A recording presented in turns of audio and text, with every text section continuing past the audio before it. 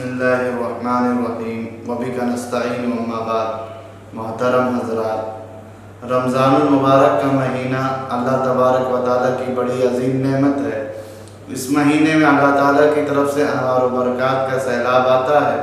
اور اس کی رحمتیں موسلا دھار بارش کی طرح برستی ہیں، مگر ہم لوگ اس مبارک مہینے کی قدر و منزلت سے واقف نہیں، کیونکہ ہماری ساری فکر اور جد و جہد مادیت اور دنیاوی کاروبار کے لیے ہے۔ اس مبارک مہینے کی قدر دانی وہ لوگ کرتے ہیں جن کی فکر آخرت کے لیے، جن کا محور ما بعد الموت ہو۔ آپ حضرات نے یہ حدیث شریف سنی ہوگی، حضرت انس رضی اللہ تعالی عنہ سے روایت ہے کہ جب رجب کا مہینہ آتا تو حضور اکرم صلی اللہ علیہ وسلم یہ دعا مانگا کرتے: اللہم بارک لنا فی رجب و شعبان وبلغنا رمضان۔ تمہیں شہر رجب بالذکر، اے اللہ ہمارے لیے رجب و شعبان کے مہینے میں برکت عطا فرما اور ہمیں رمضان کے مہینے تک پہنچا دیجیے، یعنی ہماری عمر اتنی دراز کر دیجیے کہ رمضان کا مہینہ نصیب ہو جائے۔ آپ غور فرمائیں کہ رمضان المبارک آنے سے 2 ماہ پہلے ہی رمضان کا انتظار اور اشتیاق ہو رہا ہے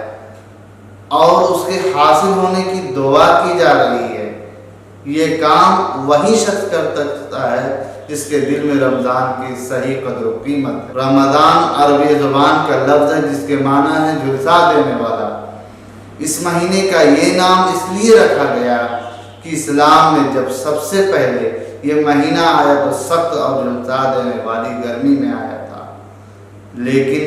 بعض علماء کہتے ہیں کہ اس مہینے میں اللہ تبارک و تعالی اپنی خاص رحمت سے روزے دار بندوں کے گناہوں کو جھلسا دیتے ہیں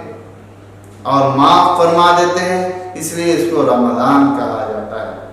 اللہ تعالی نے یہ مبارک مہینہ اس لیے عطا فرمایا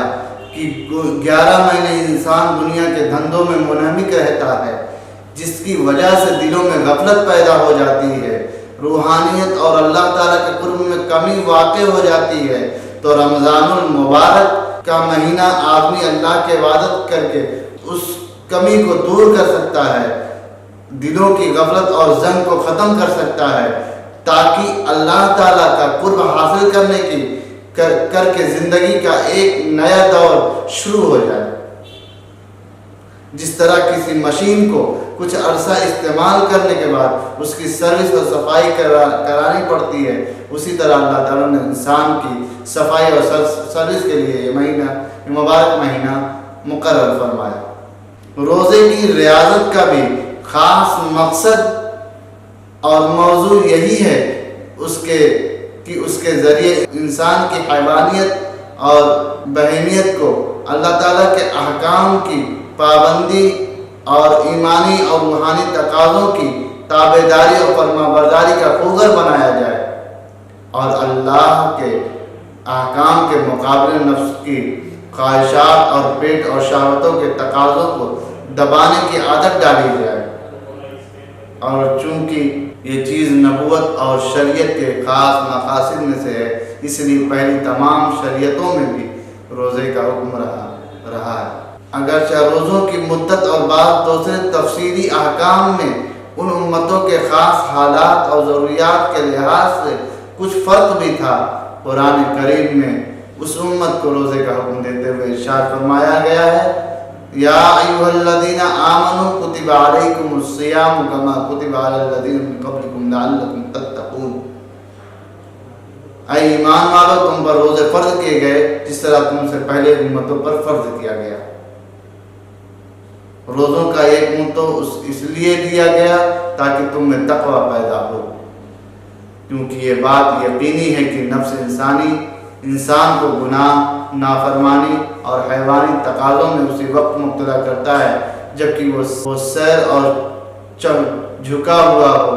اس کے برخلاف اگر بھوکا ہو تو وہ مضمحل پڑا رہتا ہے اور پھر اس کو معصیت کی نہیں سوچتی۔ روزے کا مقصد یہی ہے کہ نفس کو بھوکا رکھ کر مادی اور شہوانی تقاضوں کو بروئے کار لانے سے اس کو रोका जाए ताकि गुनाह पर इक़दाम करने का दाइया और जज्बा सुस्त पड़ जाए, और यही तक़वा है। इस तरह भी कहा जा सकता है कि आलम बाला की पाकीज़ा मखलूक फरिश्ते न खाते हैं, न पीते हैं और न बीवी रखते हैं, जबकि रोज़ा सुबह सादिक से गुरूब आफ्ताब तक उन्हीं 3 चीज़ों खाना पीना और जमा से रुकने का नाम है। तो गोया अल्लाह ताला ने अपने बंदों को रोज़े का हुक्म देकर इरशाद फरमाया है कि ऐ मेरे बंदो, अगर तुम इन तीनों चीज़ों से परहेज़ करके हमारी पाकीज़ा मखलूक की मुशाबहत इख्तियार करोगे तो हमारी उस पाकीज़ा मखलूक की पाकीज़ा सिफत भी तुम्हारे अंदर पैदा हो जाएगी। वो सिफत है ला यासून अल्लाह मा अमरहुम व यफ़अलून मा युमरून।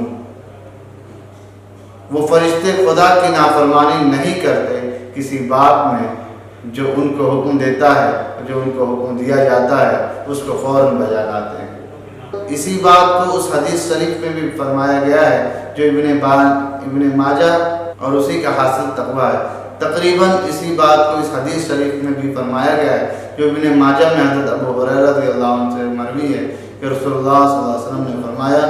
लिकुल्लि शैइन ज़कातुन व ज़कातुल जसदिस सौम। हर चीज़ के लिए कोई ना कोई सफाई सुथराई का ज़रिया है और बदन की सफाई सुथराई का ज़रिया रोज़ा है। बहरहाल रोज़े का मकसद तक़वा है। इसी तक़वा के हुसूल के लिए उस आखिरी उम्मत पर साल में 1 महीने के रोज़े फ़र्ज़ किए गए और रोज़े का वक्त तुलूए सुबह सादिक से गुरूब आफ्ताब तक रखा गया है। और ये ज़माना उस दौर के आम इंसानों के हालात के लिहाज से रियाज़त और तरबियत के मकसद के लिए बिल्कुल मुनासिब और नहायत मुतदील मुद्दत और वक्त है। फिर उसके लिए महीना वो मुक़र्रर किया गया जिसमें कुरान करीम का नुज़ूल हुआ, जिसमें बेहिसाब बरकतों और रहमतों वाली रात शब क़दर होती है। ज़ाहिर है कि यही मुबारक महीना उसके लिए सबसे ज़्यादा मुनासिब और मौजू ज़माना हो सकता था। उसी के साथ साथ इस महीने में दिन के रोज़ों के अलावा रात में भी एक ख़ास इबादत का उमूमी और इज्तिमाई निज़ाम कायम किया जाए जिसको तरावीह कहा जाता है, जिसकी वजह से इस मुबारक महीने की नूरानियत और तासीर में मज़ीद इजाफ़ा हो जाता है। और उन दोनों इबादतों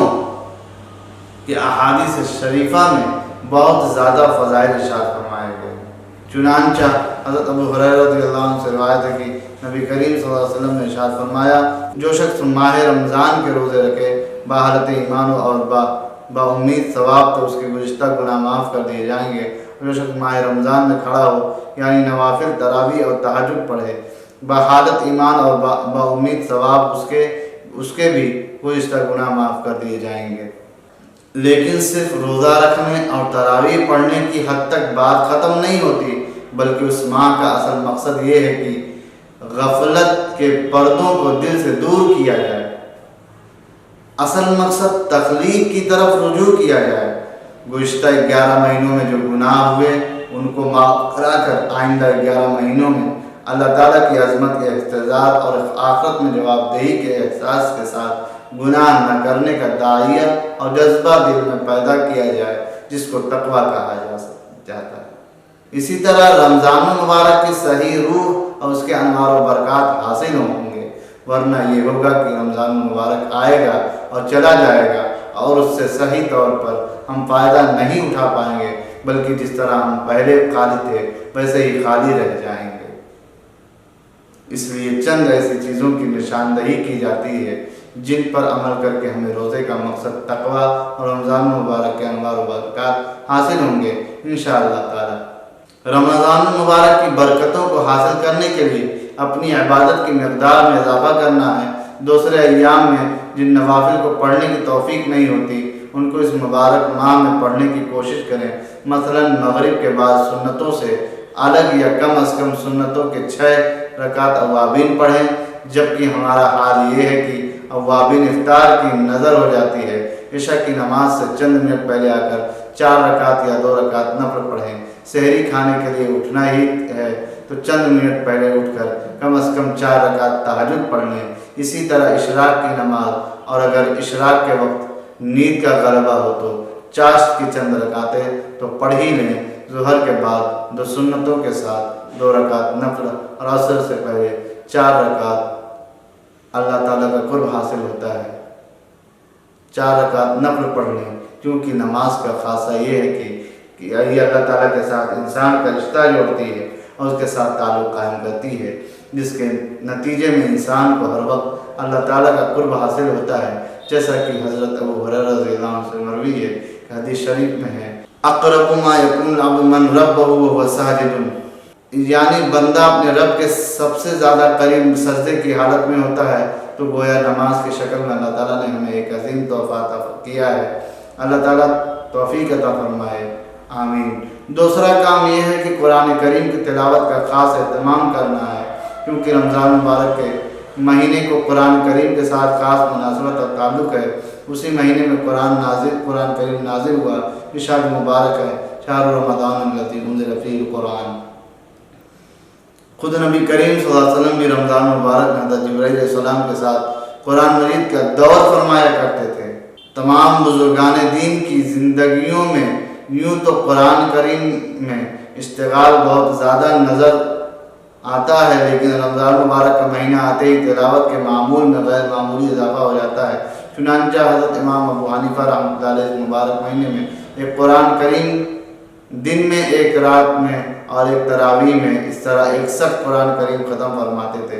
ماضی کے ہمارے تمام اکابر حضرت حاجی امداد اللہ مہاجر مکی، مولانا محمد قاسم نانوتوی، مولانا رشید احمد گنگوہی، مولانا شاہ عبد الرحیم رائے پوری، شیخ الہند مولانا محمود حسن دیوبندی، مولانا خالد احمد سہارنپوری، حکیم الامت مولانا اشرف علی تھانوی، شیخ الاسلام مولانا سید حسین احمد مدنی، مولانا یحییٰ کاندھلوی، مولانا محمد الیاس کاندھلوی، شاہ ابو القادر رائے پوری، شیخ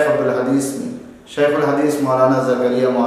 مہاجر مدنی، فقیہ الامت مولانا مفتی محمود حسن گنگوئی، مولانا قاری سید صدیق احمد بادوی، مولانا شاہ ابرار الحق اردوئی، فدائے ملت مولانا سید اسعد مدنی وغیرہ کا رمضان مبارک میں تلاوت قرآن کریم کا معمول دیدنی ہوتا تھا، لہذا ہم کو بھی اس مبارک ماہ میں عام دنوں کے مقابلے میں تلاوت کی مقدار زیادہ کرنی ہے۔ عام آدمی کو بھی روزانہ کم از کم 3 پارے پڑھنے چاہیے، تاکہ پورے مہینے میں کم از کم 3 قرآن کریم ختم ہو جائیں۔ اس مبارک مہینے میں ہر مومن کو اس بات کی فکر کرنی ضروری ہے کہ تراویح میں قرآن مجید صحیح اور صاف پڑھا جائے، جلدی اور حروف کو کاٹ کر پڑھنے سے پرہیز کیا جائے، کیونکہ اس طرح قرآن کریم پڑھنا اللہ کے کلام کی عظمت کے خلاف ہے، جس پڑھنے والے کو خود قرآن کریم بد دعا دیتا ہے۔ اس طرح قرآن کریم پڑھنے والا اور سننے والے سب گنہگار ہوتے ہیں۔ ہمارا حال یہ ہے کہ حافظ صاحب نہایت تیز گامی کے ساتھ حروف کو کاٹ کر پڑھتے چلے جا رہے ہیں۔ ایک سانس میں سورہ فاتحہ کو ختم کر دیا جاتا ہے، صحیح طریقے سے رکوع، سجدہ اور تشہد ادا نہیں ہو پاتا۔ 40-45 منٹ میں پوری نماز ختم، اب گھنٹوں مجلسوں میں بیٹھ کر گپ شپ ہو رہا ہے، اور حافظ صاحب اور سامعین میں سے کسی ایک کو یہ احساس تک نہیں ہوتا کہ ہم نے قرآن کریم کی توہین میں کتنا حصہ دیا، اور رمضان کی مبارک ساعتوں میں کتنی بے برکتی قرآن کریم کی کتنی بد دعا دی۔ خدارا اس صورت حال سے بچیے اور اس مبارک مہینے میں برکتوں اور رحمتوں کے دروازے کو اپنے اوپر بند نہ کیجیے، اور صاف صحیح قرآن کریم پڑھنے اور سننے کا اہتمام کر کے دارین کی سعادت حاصل کرنے کی کوشش کیجیے۔ چوتھا کام یہ کرنا ہے کہ اپنے گناہوں سے توبہ کرنی ہے۔ حضرت کعب بن عجرہ رضی اللہ عنہ سے مروی ہے، مشہور حدیث شریف میں ہے کہ ایک مرتبہ نبی اکرم صلی اللہ علیہ وسلم نے ممبر کی پہلی، دوسری اور تیسری سیڑھی پر قدم رکھتے ہوئے آمین فرمایا۔ صحابہ کرام رضی اللہ عنہم اجمعین کے پوچھنے پر آپ صلی اللہ علیہ وسلم نے ارشاد فرمایا کہ جبرائیل امین علیہ السلام میرے سامنے آئے تھے، جب میں نے اس ممبر کے ساتھ پہلے زینے پر قدم رکھا تو انہوں نے کہا ہلاک ہو وہ شخص جس نے رمضان مبارک کا مہینہ پایا بھی پھر بھی اس کی مغفرت نہ ہوئی۔ میں نے کہا آمین۔ ظاہر ہے کہ اس شخص کی ہلاکت میں کیا شبہ ہے جس کے لیے حضرت جبرائیل علیہ السلام بد دعا کریں اور حضور اکرم صلی اللہ علیہ وسلم آمین کہیں۔ اس لیے اس مبارک مہینے میں نہایت کثرت کے ساتھ گڑ گڑا کر اپنے گناہوں سے توبہ استغفار کریں۔ رمضان المبارک کی برکات کو حاصل کرنے کے لیے دعاؤں کا اہتمام بھی لازم ہے۔ بہت سی روایت میں روزے کے افطار کی دعا کے قبول ہونے کی بشارت دی گئی ہے۔ حضرت ابو ہریرہ رضی اللہ عنہ سے سے مروی ہے کہ رسول اللہ صلی اللہ علیہ وسلم نے فرمایا 3 آدمیوں کی دعا رد نہیں ہوتی، ایک روزے دار کے افطار کے وقت، دوسرے عادل بادشاہ کی، تیسرے مظلوم کی۔ یاد رکھیے 3 آدمیوں کی دعا رد نہیں ہوتی، ایک روزے دار کی، دوسرے عادل بادشاہ کی، تیسرے مظلوم کی دعا رد نہیں ہوتی۔ اس کو اللہ تعالیٰ بادلوں سے اوپر اٹھا لیتے ہیں اور آسمان کے دروازے اس کے لیے کھول دیے جاتے ہیں اور ارشاد ہوتا ہے کہ میں تیری ضرور مدد کروں گا، گو کسی مصلحت سے کچھ دیر ہو جائے۔ بہرحال یہ مانگنے کا مہینہ ہے، اس لیے جتنا ہو سکے دعا کا اہتمام کیا جائے، اپنے لیے، اپنے عزیز و احباب اور رشتہ داروں کے لیے، اپنے متعلقین کے لیے، ملک و ملت کے لیے اور عالم اسلام کے لیے خوب دعائیں مانگنی چاہیے، اللہ تعالیٰ ضرور قبول فرمائیں گے انشاءاللہ تعالیٰ۔ رمضان المبارک میں نفلی صدقات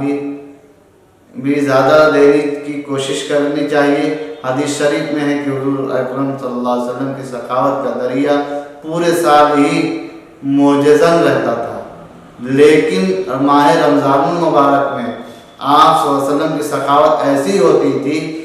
جیسے جھونکے مارتی ہوئی ہوائیں چلتی تھی۔ جو شخص بھی آپ صلی اللہ علیہ وسلم کے پاس آتا اس کو ضرور نوازتے، لہذا ہم کو بھی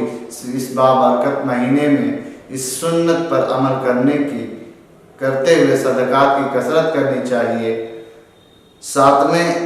ساتویں چیز کا لحاظ رمضان المبارک کے مقصد کو حاصل کرنے میں معاون ہے، کھانے کی مقدار میں کمی کرنا ہے، کیونکہ روزے کا مقصد قوت شہوانیہ اور بہیمیہ اور قوت ملکیہ اور نورانیہ کا بڑھانا ہے، جبکہ زیادہ کھانے سے یہ غرض فوت ہو جاتی ہے۔ بقول شیخ الحدیث حضرت مولانا زکریا صاحب، ہم لوگوں کا یہ حال یہ ہے کہ افطار کے وقت تلافی مافات میں کہ پورے دن بھوکا رہا اور سحر کے وقت حفظ کی پورے دن کا بھوکا رہنا ہے، اتنی زیادہ مقدار میں کھا لیتے ہیں کہ بغیر رمضان کے بھی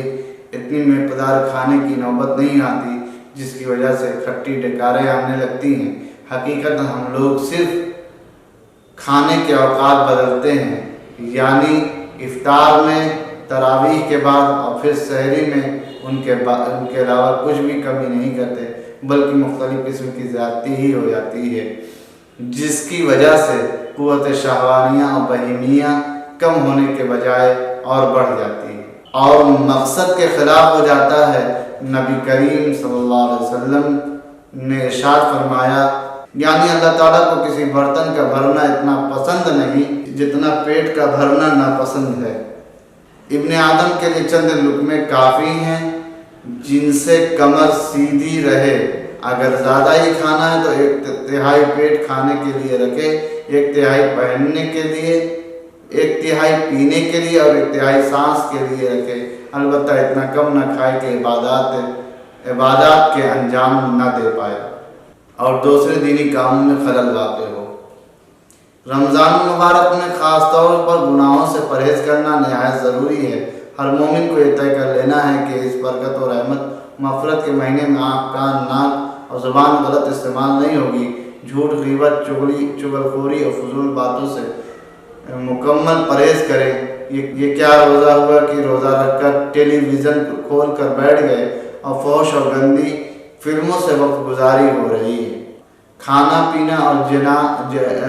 جماع جو حلال تھی ان سے تو اجتناب کر لیا، لیکن مجلسوں میں بیٹھ کر کسی کی غیبت ہو رہی ہے، چغل خوری ہو رہی ہے، جھوٹے لطیفے بیان ہو رہے ہیں، اس طرح روزے کی برکات جاتی رہتی ہے۔ حضرت ابو ہریرہ رضی اللہ عنہ سے روایت ہے کہ رسول اللہ صلی اللہ علیہ وسلم نے ارشاد فرمایا، جو آدمی روزہ رکھتے ہوئے باطل کام اور باطل کلام نہ چھوڑے تو اللہ تعالیٰ اس کو بھوکا پیاسا رہنے کی کوئی ضرورت نہیں۔ یعنی روزے کے مقبول ہونے کے لیے ضروری ہے کہ آدمی کھانا پینا چھوڑنے کے علاوہ معصیات و منکرات کو بھی چھوڑ دے اور بدزبانی اور دہن اور دوسرے اعضاء کی حفاظت کرے۔ اگر کوئی شخص روزہ رکھے اور گناہ کی باتیں کرے، گناہ والے اعمال کرتا رہے، اللہ تعالیٰ اس کے روزے کو روزے کی کوئی پرواہ نہیں کرتے، اللہ تعالیٰ کو اس کے روزے کی کوئی پرواہ نہیں ہے۔ ایک اور حدیث شریف میں حضرت ابو ہریرہ رضی اللہ عنہ سے مروی ہے کہ رسول اللہ صلی اللہ علیہ وسلم نے ارشاد فرمایا بہت سے روزہ رکھنے والے ایسے ہیں کہ ان کو روزے کے ثمرات میں سے بھوکا رہنے کے علاوہ کچھ بھی حاصل نہیں ہوتا، بہت سے شب بیدار ایسے کہ ان کو رات کے جاگنے کی مشقت کے سوا کچھ بھی حاصل نہیں ہوتا۔ مطلب یہ ہے کہ آدمی اگر گناہوں، غیبت اور ریا وغیرہ سے نہ بچے تو روزہ، تراویح اور تہجد وغیرہ سب بیکار ہے۔ حضرت ابو عبیدہ بن الجراح رضی اللہ عنہ سے روایت ہے کہ رسول اللہ صلی اللہ علیہ وسلم نے ارشاد فرمایا روزہ آدمی کے لیے ڈھال ہے جب تک اس کو پھاڑ نہ ڈالے، یعنی روزہ آدمی کے لیے شیطان سے، جہنم سے، اللہ کے عذاب سے حفاظت کا ذریعہ ہے جب تک گناہوں، جھوٹ و غیبت وغیرہ کا ارتکاب کر کے روزے کو خراب نہ کرے۔ حضرت عائشہ صدیقہ رضی اللہ عنہ سے مروی ہے کہ ایک حدیث شریف میں ہے کہ اگر روزے دار سے کوئی شخص بد کلامی اور جھگڑا وغیرہ کرنے کی کوشش کرے تو روزے دار کہتے کہ میرا روزہ ہے، یعنی میں ایسی لغویات میں پڑھ کر روزے کی برکات سے محروم ہونا نہیں چاہتا۔ ان تمام احادیث شریفہ کا مدعا یہ ہے کہ روزے کے مقصد تقویٰ اور رمضان مبارک کی برکتوں اور رحمتوں کے حصول کے لیے معاشیات و منکرات سے پرہیز نہایت ضروری ہے۔ اس کے بغیر تقویٰ کی شہادت سے تمتع نہیں ہو سکتا۔ اللہ تعالی ہم سب کو اپنی رحمت سے ان تمام باتوں پر عمل کرنے کی توفیق عطا فرمائے، رمضان مبارک کی قدردانی کی توفیق بخشے، اس بابرکت مہینے کے اوقات کو صحیح طور پر خرچ کرنے کی توفیق نصیب فرمائے۔ آمین ثم آمین یا رب العالمین، وآخر دعوانا الحمدللہ رب العالمین۔